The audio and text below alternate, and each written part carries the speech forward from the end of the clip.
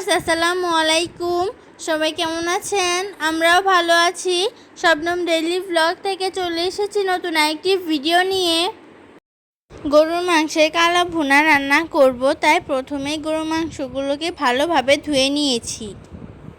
গরুর মাংসের কালা ভুনা রান্না করার জন্য রাঁধুনি রেডিমিক্স গরুর মাংসের মশলা ব্যবহার করব। আপনারা চাইলে নিজের হাতে মশলা বানিয়ে ব্যবহার করতে পারবেন। চুলায় কড়াই বসিয়ে তাতে তেল দিয়ে দিচ্ছি। তেলটা গরম হয়ে যাওয়ার পর পেঁয়াজ কুচি দিয়ে দিচ্ছি।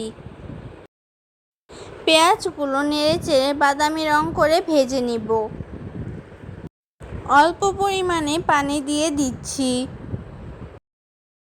পেঁয়াজ, রসুন ও আদা বাটা দিয়ে দিচ্ছি। পরিমাণ মতো লবণ দিয়ে দিচ্ছি।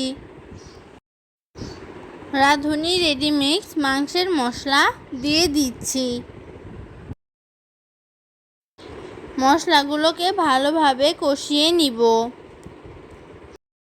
আমি পেঁয়াজ বেরেস্তা করে রেখেছিলাম, পেঁয়াজগুলোকে দিয়ে দিচ্ছি।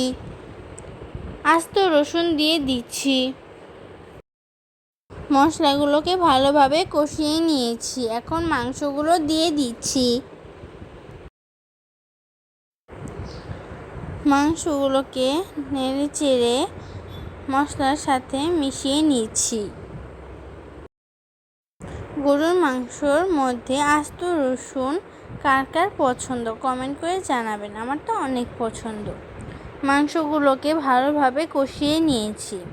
এখন ঝোল দিয়ে দিচ্ছি। গরুর মাংসর মধ্যে ঝোল দিয়ে দিয়েছি। সবগুলো উপকরণ একসঙ্গে মিশিয়ে নিচ্ছি। এখন ঢাকনা দিয়ে ঢেকে কিছুক্ষণ জাল করে নিব। গরুর মাংসের কালা ভুনা রান্না হয়ে গেছে। সবাই আমার পেজটা ফলো করবেন, লাইক কমেন্ট করে পাশে থাকবেন। আমার ভিডিওগুলো সবাই বেশি বেশি শেয়ার করে দিবেন। সবাইকে অনেক ধন্যবাদ ভিডিওটা শেষ পর্যন্ত দেখার জন্য।